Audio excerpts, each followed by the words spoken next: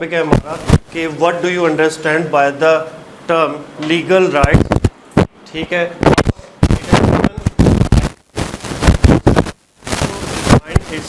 या क्लासिफिकेशन जिसे हम लोग कहते हैं कि लीगल जो है वो इस कैसे लीगल राइट दिए जाते हैं और इसके बाद काइंड कौन कौन सी। तो को एक फॉर्मेट की सूरत में लिखूं कि जैसे आपको एक पूरा क्वेश्चन अटैम्प्ट करना होता है पेपर में, वैसे इंट्रोडक्शन में क्या है कि ऐसे राइट्स जो कि बुनियादी राइट्स हैं और जो कानून देता है, जिन्हें हम फंडामेंटल राइट्स कहते हैं कि जो हर एक इंसान का बुनियादी हकूक़ है। लेकिन कुछ ऐसे भी राइट जो कि किसी एक स्पेसिफिक टेरिटरी के जो हैं टेरिटरी वाले लॉज जो हैं या कंट्री की अथॉरिटीज़ हैं वो आप पे एप्लीकेबल करती हैं, आपको देती हैं, रिकॉग्नाइज़ करती हैं। वो लॉज कौन से होंगे? Legal right. ऐसे हकूक़ जिन्हें law of the land recognise करे, law of the land recognise करे, उन्हें क्या कहेंगे जी? Legal rights. ये इंट्रोडक्शन था कि ऐसे हकूक़ जिनको लॉ ऑफ द लैंड जो है एप्लीकेबल करे, उनको रिकॉग्नाइज करे, उनकी इम्प्लीमेंटेशन करवाए, उन्हें कहेंगे जी लीगल राइट्स। यहाँ तक कॉन्सेप्ट क्लियर है कि लीगल राइट्स क्या होगी? इंट्रोडक्शन था शॉर्ट सा। उसके बाद है according to the Black's law dictionary. Black's law dictionary में लीगल राइट की जो डेफिनेशन बयान की गई है वो थोड़ी सी लिखने की कोशिश की है। Right created and recognised by law. ऐसे राइट्स, ऐसे हकूक़ जो बनाए जाते हैं या बनाए जा चुके होते हैं, किसके ज़रिए? और रिकॉग्नाइज, पहचाने जाते हैं बाय लॉ। लॉ जिनको बनाता है और मुतारिफ़ करवाता है, वो ऐसे लॉज को क्या कहते हैं? Legal rights. टॉपिक के ऊपर जहन में रखना है आपने कि बात हो रही है हमारी लीगल राइट्स पे। ठीक है, तो लीगल राइट की बात होगी। ब्लैक लॉ डिक्शनरी कहती है कि rights created and recognised by law that is called legal rights. अच्छा, उसके बाद डेफिनेशन डिफरेंट ऑथर्स की हैं। डेफिनेशन ऑफ लीगल राइट्स में मैंने लिखी जी सॉलमेंट की डेफिनेशन। ये मुझे कंप्रिहेंसिव लगी क्योंकि जो है ये अच्छा जूरिस्ट है, लॉ से रिलेटेड काफ़ी सारी इसकी रिसर्च है। तो इसने जो डिफ़ाइन किया है लीगल राइट्स को, a right is an interest. Right एक ऐसा मफाद है, ऐसा फ़ायदा है, बेनिफिट है, किसी इंसान का इंटरेस्ट है, इज़ एन इंटरेस्ट रिकॉग्नाइज्ड और प्रोटेक्टेड, रिकॉग्नाइज्ड और प्रोटेक्टेड बाय लॉ, जिसको पहचानता है। रिकॉग्नाइज मैंने होता है पहचानना। पहचानना मीन्स क्या होता है कि उसको ओन करना। कोई भी लॉ है, बना है, कुछ लॉज इंटरनेशनल लॉज होते हैं, वो एक स्पेशल लोकेलिटी में, किसी कंट्री में सम टाइम जो है वो लॉज किसी और कंट्रीज़ के वो नहीं रिकॉग्नाइज़ किए जाते। फॉर एग्ज़ाम्पल ड्रिंकिंग का लॉ है, पाकिस्तान में जो है उसको किसी और तरीके से देखा जाता है जी। अजय, और दूसरे कंट्रीज़ में पार्ट 1 है जी आपका।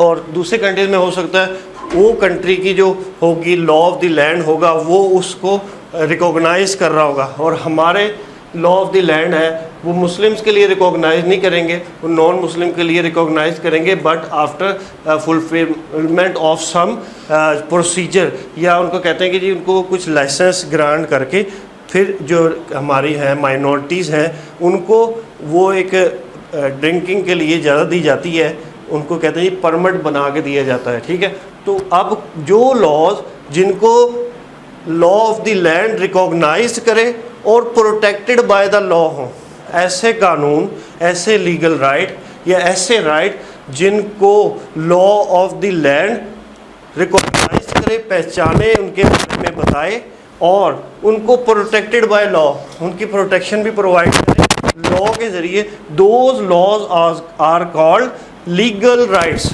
ठीक हो गया। उसके बाद कहता है अ रूल ऑफ राइट। ऐसे कवायद ज़वाबित जिनके अंदर लोगों के हकूक़ मुतय्यन किए गए हों। उसके बाद it is any interest respected for which duty. It is any interest, ये कोई ऐसा मफाद है, रिस्पेक्टेड जिसको इज़्ज़त दी जाती है, फॉर विच ड्यूटी जिसके लिए कोई ड्यूटी किसी के ऊपर इम्पोज की जाती है। वर्ड बाय वर्ड ट्रांसलेशन समझा रहा हूँ उसकी कि इट इज़ एनी इंटरेस्ट, ये कोई भी मफाद हो सकता है, रिस्पेक्टेड फॉर विच ड्यूटी और जिसकी रिस्पेक्ट से कोई ड्यूटी मतलब किसी के ऊपर लगे, किसी के ऊपर कोई रिस्पॉन्सिबिलिटी क्रिएट हो, लागू हो। And disregard which is wrong, किसी ड्यूटी की रिस्पेक्ट करता है और इसकी डिसरिगार्ड कहते हैं उसको जुटलाना, उसको जो है फॉलो ना करना। किसको फॉलो ना करना? लीगल राइट को कोई बंदा फॉलो नहीं कर रहा तो उसको क्या करता है? विच इज़ रॉन्ग, उसको डिसरिगार्ड करता है, किसी भी गलती को डिसरिगार्ड करता है, उसकी इनकरेजमेंट नहीं करता, उसे डिसकरेज करता है, डिसरिगार्ड करता है। तो ये एक सॉल्वेंट की डेफिनेशन थी कि यूँ समझ ले सॉल्वेंट का मेन एक्सपोनेंट क्या है। सॉल्वेंट कहता है कि सॉल्वेंट इज सेइंग कि एनी राइट्स और या एनी इंटरेस्ट रिकॉग्नाइज और प्रोटेक्टेड बाय द लॉ। अब मैं यहाँ पे थोड़ा सा इजाफा करूँगा, recognize and protected by the law of some specific areas. जैसे मैंने कस्टम का आपको लास्ट टाइम बताया था, तो कस्टम भी एक स्पेसिफिक एरिया के लिए था, लॉज भी जो हैं वो एक स्पेसिफिक एरिया के लिए बनते हैं, लीगल राइट्स। ठीक हो गया। हर कंट्री में वैसे तो यूनिवर्सली एक यूनिवर्सल राइट्स होते हैं, ये लीगल राइट्स जो हैं मोस्टली ये कॉमन होते हैं, कॉमन लॉ में होता है, पूरी दुनिया में सबको ये राइट्स दिए जाते हैं सेम। ये थी जी डेफिनेशन, इंट्रोडक्शन बता दिया आपको, ब्लैक लॉ डिक्शनरी की डेफिनेशन बताई, फिर जो है उसके बाद क्या कहते हैं डेफिनेशन बताई सॉल्वेंट की, फिर ऑक्सफोर्ड डिक्शनरी जो है वो भी बड़ा अच्छा इसको एक्सप्लेन कर रही है, सिंपल सी डेफिनेशन थी तो मैंने कहा ये भी आपको समझा दूँ। Rights recognize by common law. ठीक है, अब कॉमन लॉ क्या होता है? वैसे तो अगर देखा जाए तो वो ब्रिटिश में जो लॉज यूज़ होते थे उन्हें कॉमन लॉज कहते हैं। ठीक है, क्योंकि अंडर द ब्रिटेन हम लोग जो है वो काफ़ी अर्सा रहे हैं, तो उनके अंडर जो भी लॉ होते थे उसे कॉमन लॉ। लेकिन जो common law of the land है यहाँ पे उसकी बात की जाएगी कि जो पूरे मुल्क पे एक ही वक्त में at a time at once applicable हो, वो कॉमन लॉज है। ठीक है, तो ऐसे लॉज और ऐसे जो है राइट्स जिनको लॉ रिकॉग्नाइज करता हो, कौन सा लॉ? कॉमन लॉ रिकॉग्नाइज करता हो, वो लीगल राइट्स है। यहाँ तक समझ लगी बात? अच्छा जी, उसके बाद है parties of the legal rights. अब लीगल राइट्स की पार्टीज कितनी होंगी? क्योंकि ये नोट्स में नहीं है इसलिए मैंने थोड़ा सा आपको ये चीज़ें एक्स्ट्रा लिखवाई हैं।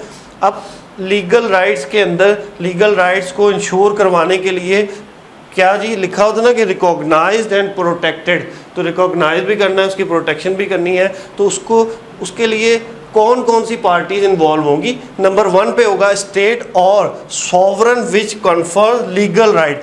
स्टेट होगी एक रियासत, स्टेट का उसने बताया था मैंने आपको बड़ा कि which has a specific territory, जिसकी एक स्पेसिफिक टेरिटरी हो वो क्या होगी? स्टेट होगी। तो स्टेट क्या होगी? स्टेट, पहली बात आ गई स्टेट की, रियासत का पता लग गया जी। दूसरे नंबर पे सॉवरन। सॉवरन कहते हैं जी खुद मुख्तार। ठीक है, खुद मुख्तार कोई भी रियासत हो सकती है, या इसको कह लें आप जिसके अंदर मुनारकी कह लें या कोई बादशाही निज़ाम कह लें, उससे भी ये रेफ़र करता है। तो इसका मतलब क्या कोई रियासत या खुद मुख्तार कोई भी टेरिटरी। जैसे हमारे पाकिस्तान के अंदर फाटा का इलाका है, पाकिस्तानी लॉज अप्लाई नहीं हो रहे उसके ऊपर, फेडरली एडमिनिस्ट्रेटिव ट्राइबल एरियाज उनका अपना एक सिस्टम चल रहा है। ठीक है, तो या फिर हमारी जो है आज़ाद जम्मू एंड कश्मीर है, तो उनका एक अपना वज़ीर आज़म है, उनकी पार्लियामेंट अलहदा है। तो पाकिस्तान की तो वो स्टेट के अंदर है, लेकिन वो सॉवरन स्टेट भी इटसेल्फ है। समझ लगी? आज़ाद रियासत भी अलहदा से है और पाकिस्तान के अंडर भी है। ठीक है, उनका अपना वज़ीर आज़म है, उनके अपने इलेक्शन होते हैं। तो इसलिए पता लगा कि पहली पार्टी कौन सी होगी? स्टेट या भी कोई सॉवरन टेरिटरी की गवर्नमेंट। ठीक हो गया। विच कन्फर द लीगल राइट, जो लीगल राइट को अप्लाई करवाती है। लीगल राइट की बात होगी कि लीगल राइट्स के अंदर मैंने बताया आपको जी rights created and recognised by law. Number next पे उसकी डेफिनेशन सॉल्वेंट की लगवाई, फिर मैंने आपको ऑक्सफोर्ड डिक्शनरी का बताया। अब मैं बता रहा था जी पार्टीज़, लीगल राइट्स को के अंदर एप्लीकेबिलिटी के अंदर कौन कौन सी पार्टीज़ जो हैं वो इन्वॉल्व होती हैं। नंबर 1 पे स्टेट या एक सॉवरन। स्टेट किसे कहते हैं? एक खुद मुख्तार रियासत। सॉवरन जो है एक इंडिपेंडेंट रियासत कह लें आप। ठीक है, वो भी एक अलग ही इदारा, समझ लें कि एक टेरिटरी होती है। तो वो एक पार्टी है जो राइट्स को एप्लीकेबल करवाती है, लीगल राइट्स को इंश्योर करवाती है। नंबर नेक्स्ट पे है the person on whom right is confirm, the person on home the right is confirm, कि जिसके जो बंदा है जिसके वजह से कन्फर्ड जो है, जिसको राइट कन्फर्ड करते हैं, जैसे जिसके राइट इन्फ्रिंज हुए हैं वो भी पार्टी है, जिसे आप कहते हैं जी विक्टिम कह लें, ठीक है, या अफेक्टेड पर्सन कह लें, ठीक है, विक्टिम कह लें, अफेक्टेड पर्सन कह लें, या जिसके अगेंस्ट कोई रॉन्गफुल एक्ट हुआ है, जिसके राइट इन्फ्रिंज हुए हैं, जिसके हकूक़ की हक तलफी हुई है, उसे कहेंगे जी person on whom right is conferred होगा। उसके बाद आता है कि थर्ड नंबर पे थर्ड पार्टी है the person on whom duty is imposed. और थर्ड पर्सन कौन सा है? जैसे हमारे सिविल केसेस में आप कह लें कि प्लेंटिफ और डिफेंडेंट होता है, ठीक है, मुद्दई और मुद्दा-ले। पहली होगी जी स्टेट, दूसरा हो गया मुद्दई जिसके इन्फ्रिंजमेंट ऑफ राइट्स हुई हैं, थर्ड नंबर पे हो गया जी जिसके ऊपर कोई प्लेंटी डाली गई है, ठीक है, जिसके ऊपर कोई जुर्माना प्लेंटी डाली गई है, फाइन इम्पोज किया गया है, वो थर्ड पार्टी है। तीन पार्टीज़ के पता लगे जी कौन कौन सी पार्टीज़ होती हैं? स्टेट और जिस मुद्दई और मुद्दा-ले, आप सिंपल समझ लें, ठीक हो गया। केस करने वाला और जिसके खिलाफ केस हुआ है वो तीन पार्टियाँ हुई। इन्फोर्समेंट ऑफ लीगल राइट, अब लीगल राइट को कैसे लागू करवाया जाता है? नंबर 1 पे है सूट फॉर डैमेजेस। सूट आम पहनने वाला सूट नहीं हो रहा, सूट फॉर डैमेजेस, सूट कहते हैं जी केस को। केस का किया जाता है, किसके लिए किया जाता है जी? हर जाने के लिए, डैमेजेस के लिए सूट जो है वो किया जाता है। अगर किसी बंदे की राइट्स की इन्फ्रिंजमेंट हुई है, हर बंदे को हकूक़ हासिल है। मैं बार बार कहता हूँ यहाँ काफ़ी जगह पे कि भाई जब तक इंसान को अपने राइट्स का नहीं पता लगेगा, ठीक है, तो वो दूसरों को कैसे राइट्स लेके देगा, ठीक है। हमारे जो है बाहर की कंट्रीज़, उनमें क्या होता है कि जी एक ले पर्सन को भी अपने हकूक़ का पता है, ठीक है, कोई भी इन्फ्रिंजमेंट ऑफ राइट होता है तो वो ले पर्सन भी अपने हकूक़ के लिए केस कर सकता है और डैमेजेस क्लेम करता है। रॉन्ग डूअर के ख़िलाफ़ जो भी उसकी इन्फ्रिंजमेंट ऑफ राइट्स करता है उसके ख़िलाफ़ वो डैमेजेस क्लेम करता है, कोर्ट में जाके केस करके डैमेजेस के लिए केस करता है, यानी कि उसको हर्जाना, डैमेजेस की यहाँ पे क्या मीनिंग हो गए? हर्जाना। हर्जाना कोई प्लेंटी, कोई फ़ाइन, कोई मॉनेटरी, कोई भी जो है वो डैमेजेस, इसकी काफ़ी सारी इसकी काइंड्स हैं डैमेजेस की, तो उसमें मैंने बता दी कि मॉनेटरी हो, फाइनेंशियली हो, पेक्यूनरी हो, कोई भी छोटी से छोटी हो, एग्जाम्पलरी हो, कोई भी डैमेजेस वो क्लेम करता है क्योंकि उसकी हक तलफी हुई है, किसी ने उसकी हक तलफी की है, तो इसके लिए वो क्या करेंगे जी? Suit for damages. ये राइट्स जो हैं वो इन्फोर्स करवाए जाते हैं, अमल दरामद करवाना, इन्फोर्समेंट लागू करवाना या अमल दरामद करवाने से मुराद आ रही है सूट फॉर डैमेजेस। पहला राइट ये ऐसे इन्फोर्स करवाया जाता है डैमेजेस का सूट करके, नंबर सूट क्या? केस करके, मुकदमा करके। उसके बाद सूट फॉर रेस्टिट्यूशन है जी, रेस्टिट्यूशन, एस्टिट्यूशन नहीं है, रेस्टिट्यूशन है, ठीक है, सूट फॉर रेस्टिट्यूशन है। उसके बाद है कि रेस्टिट्यूशन में भी यही होता है कि जी हमारे ये हक तलफी हुई है, ये हमें दाद रसी दे दी जाए, ठीक है। ये सूट की मुख्तलिफ जो है ना वो किस्में हैं।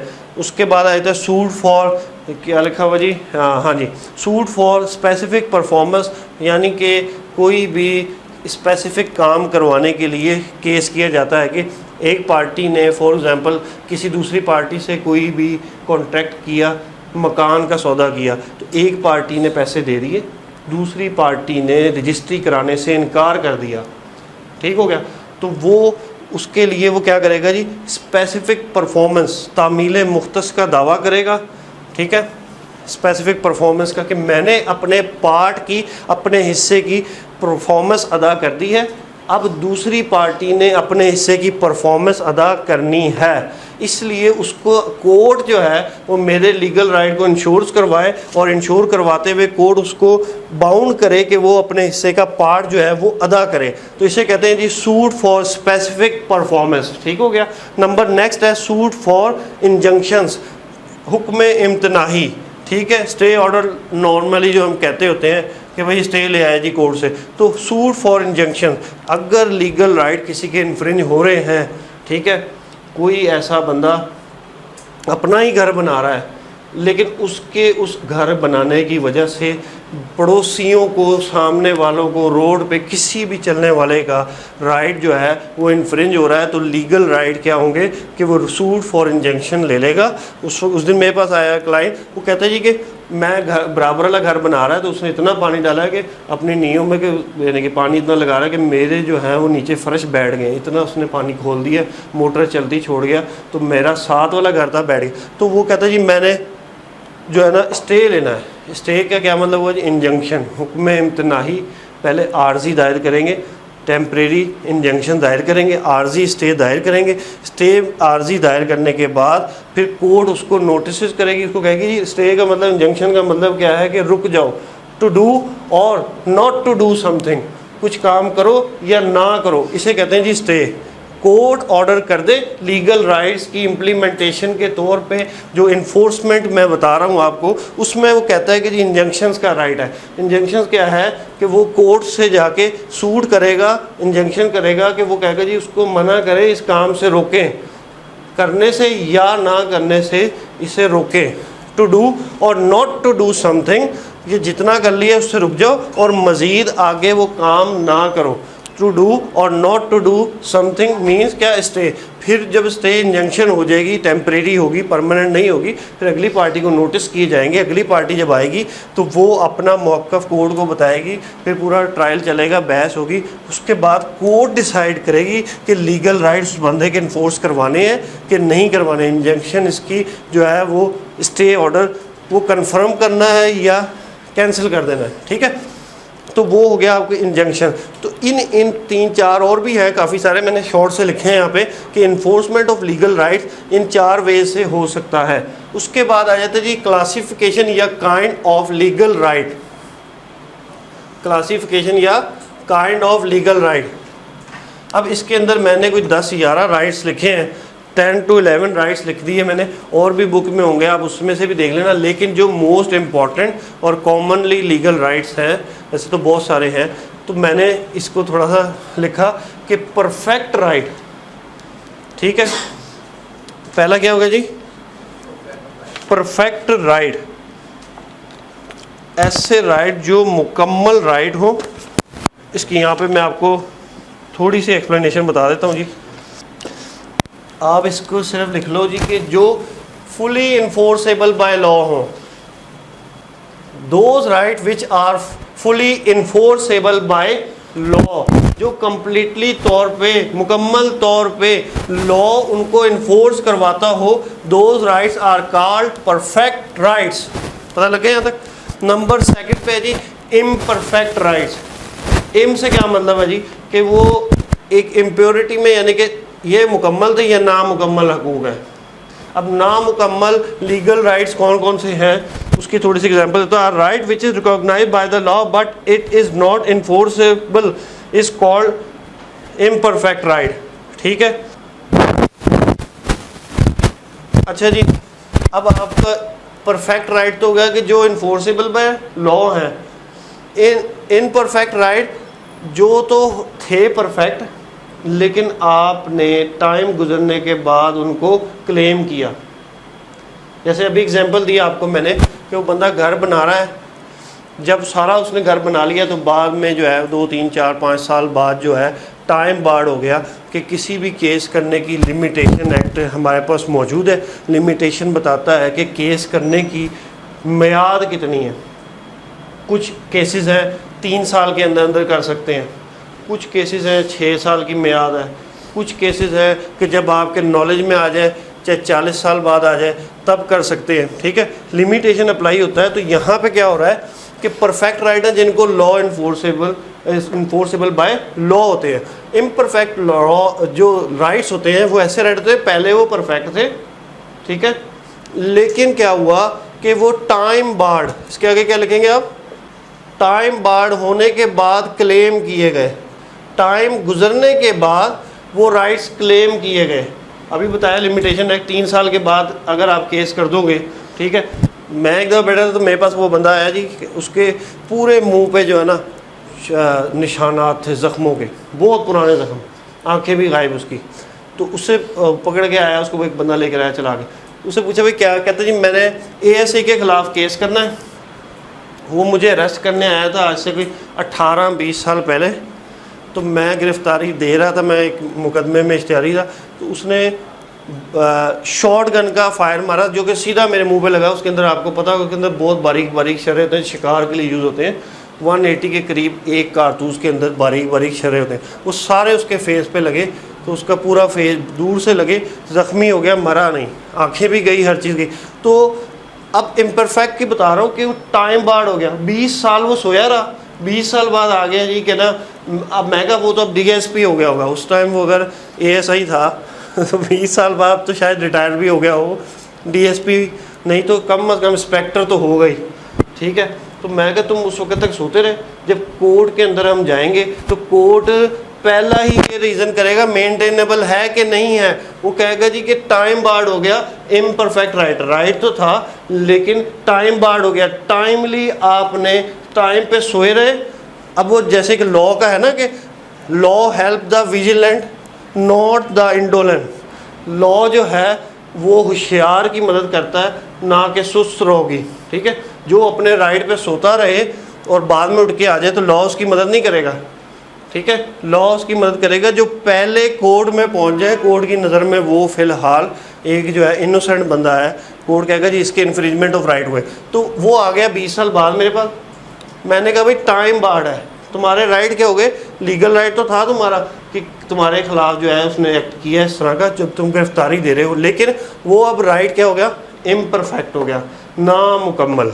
ठीक है, पॉजिटिव राइट जो कॉमन राइट्स होते हैं जो सबको हासिल है वो पॉजिटिव राइट्स हैं। ठीक है, सबको पॉजिटिव राइट। अब एक होते हैं नेगेटिव राइट्स। पॉजिटिव राइट और नेगेटिव राइट में अब फ़र्क पता लगेगा जब आपको नेगेटिव राइट का बताऊंगा, फिर पॉजिटिव क्लियर हो जाएगा। पॉजिटिव राइट है कि किसी भी काम को करने का हक। ठीक है, नेगेटिव राइट है कि मैं अपने और अपनी फैमिली के अलावा या अपने अलावा बाकी पूरी दुनिया को ना करता हूँ कि मेरे घर में एंटर ना हो। पूरी दुनिया के ख़िलाफ़ राइट है मेरे पास। ठीक है, each and every person of the world के ख़िलाफ़ मुझे राइट हासिल है कि मेरी प्रॉपर्टी में दाखिल ना हो, मेरी इजाज़त के बगैर दाखिल ना हो, मेरी इजाज़त के बगैर रूम में दाखिल ना हो। ये जो ना वाला है ना, नेगेटिव राइट इसे कहते हैं। किसी को कोई काम करने से मना करने का जो हक कानून आपको देता है वो नेगेटिव राइट है। नेगेटिव राइट का पता लगा। तो पॉजिटिव का होगा कि जो आपको वैसे ही हक हासिल है कोई काम करने का। ठीक है, और नेगेटिव राइट जो है जो आप इम्पोज कर सकते हैं दूसरों पे कि भाई मेरी प्रॉपर्टी है, don't interfere in the my property, don't trespass in my property. ठीक है, ट्रेसपास होता है जो बिन बुलाए आपकी प्रॉपर्टी के अंदर दाखिल हो जाए, तो ये नेगेटिव राइट है। जब डोंट और नॉट का लफ्ज़ आ जाए वो नेगेटिव राइट में आ जाता है। होते ये भी राइट्स ही हैं, लेकिन ये नहीं कि मनफी राइट नहीं होते, दूसरों को राइट नहीं होते, ये आपको होते। पॉजिटिव राइट सबको होते हैं, नेगेटिव राइट दूसरों को राइट नहीं दे। आप दूसरों को मना कर सकते हो उस हक पे कि ये मेरा हक है कि इसके अंदर ना हो, मेरा हक है कि मुझे डिस्टर्बेंस ना करो, मेरा हक है कि मेरी प्रॉपर्टी में बगैर इजाज़त दाखिल ना हो।